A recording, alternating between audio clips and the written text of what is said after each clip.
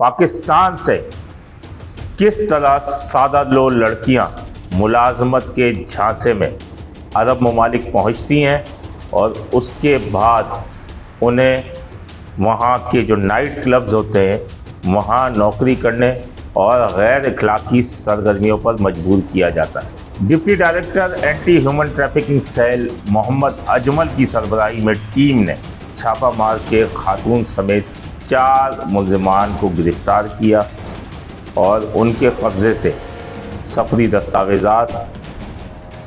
32 لڑکیوں کے پاسپورٹس سمیت دیگر سامان برآمد کر کے انہیں سرکل میں پہنچایا گیا۔ اور السلام علیکم ناظرین، خبر کی اصل خبر کے ساتھ سمیر قریشی آپ کی خدمت میں حاضر ہے۔ ایک بہت بڑا بین الاقوامی اسمگلنگ کا دھندا ایف آئی اے نے بے نقاب کر دیا ہے۔ پاکستان سے کس طرح سادہ لو لڑکیاں ملازمت کے جھانسے میں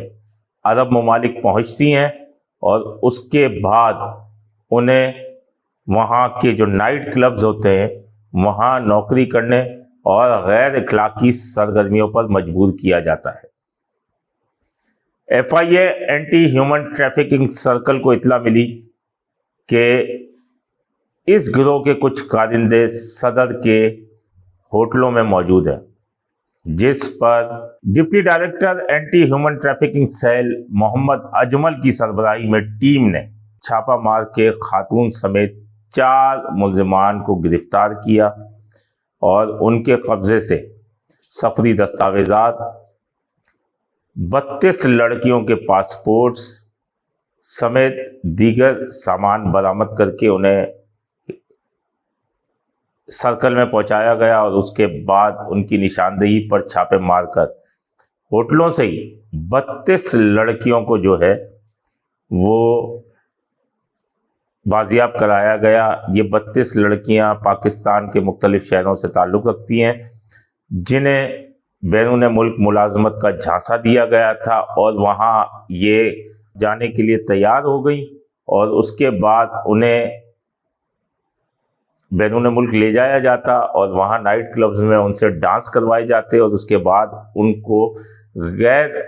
اخلاقی سرگرمیوں میں ملوث کیا جاتا۔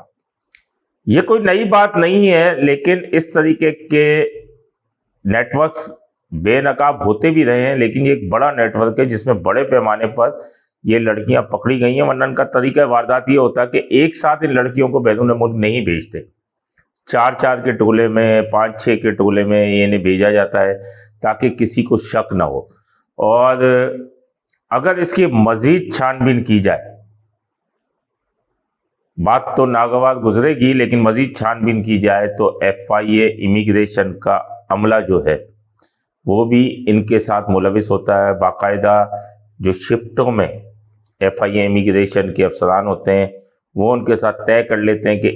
ان کی شفٹ میں انہیں بھیجا جائے تاکہ کوئی روک ٹوک نہیں ہوگی۔ ورنہ آج کل اگر دیکھا جائے تو